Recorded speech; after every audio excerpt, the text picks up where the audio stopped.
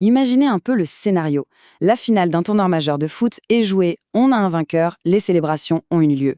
Et puis, presque 2 mois plus tard, tout bascule. Pas sur un terrain, non, mais dans une salle de réunion. C'est l'histoire complètement folle de la finale de la CAN 2025. Alors comment est-ce possible? Comment une équipe championne peut-elle se voir retirer son titre comme ça, des semaines après la fête? C'est ce qu'on va décortiquer ensemble pour comprendre cette décision qui a secoué tout un continent et plongé le foot africain dans une sacrée controverse. Bon, pour commencer, revenons sur ce dénouement. C'est juste hallucinant.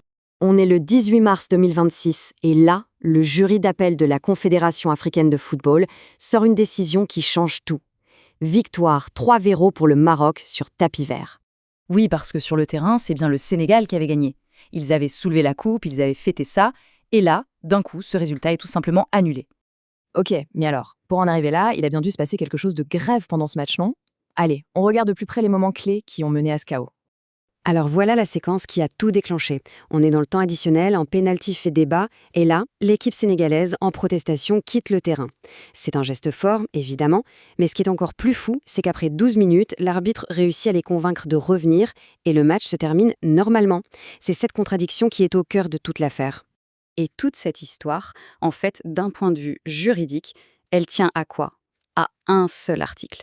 Un seul et unique article du règlement de la CAF. C'est là-dessus que le Maroc a construit toute son argumentation. L'article 84 du règlement, celui qui concerne la notion de forfait. Et c'est là que ça devient très pointilleux. Parce que le texte, il est hyper strict. Il ne dit pas si une équipe quitte le terrain et ne revient pas. Non, il dit juste qui quitte le terrain. Point. C'est cette formulation précise, sans aucune place pour l'interprétation, qui a été le pilier de l'argumentation marocaine.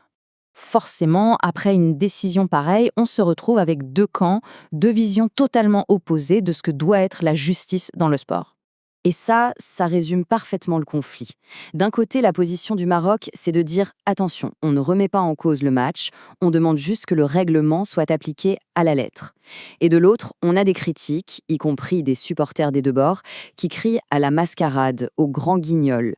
Et ce qui est vraiment parlant, c'est que même certains supporters marocains ont avoué que cette victoire avait un goût amer. Ils le disent eux-mêmes, un trophée ça se gagne sur le terrain, pas des semaines plus tard dans un bureau. La joie n'y est pas.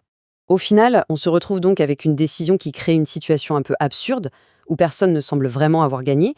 Parce que le problème, ce n'est pas juste l'article 84, c'est tout ce qu'il y a autour. D'abord, le délai de 2 mois. C'est juste énorme. Ensuite, il y a l'arbitre qui, sur le moment, a validé la reprise du jeu, ce qui est totalement contredit par le jury. Et tout ça s'ajoute à un passif de la CAF, avec des décisions souvent jugées incohérentes qui alimentent la méfiance. D'ailleurs, l'affaire n'est pas terminée puisque le Sénégal a décidé de porter le dossier devant le tribunal arbitral du sport. Et le résultat le plus triste de tout ça, c'est qu'un tournoi qui était magnifique, une vraie fête du football africain, se retrouve complètement gâché. L'image est ternie. On ne se souviendra pas des beaux matchs ou des buts incroyables, mais de ce scandale administratif qui a pris le pas sur le sport. C'est vraiment dommage. Finalement, toute cette histoire nous laisse avec une question assez profonde, qui va bien au-delà du foot. Quand le règlement à la lettre, le texte pur et dur, se heurte à ce qui s'est réellement passé sur le terrain, sous les yeux de millions de gens, qui est le vrai gagnant? C'est un dilemme qui continuera de faire débat, c'est certain.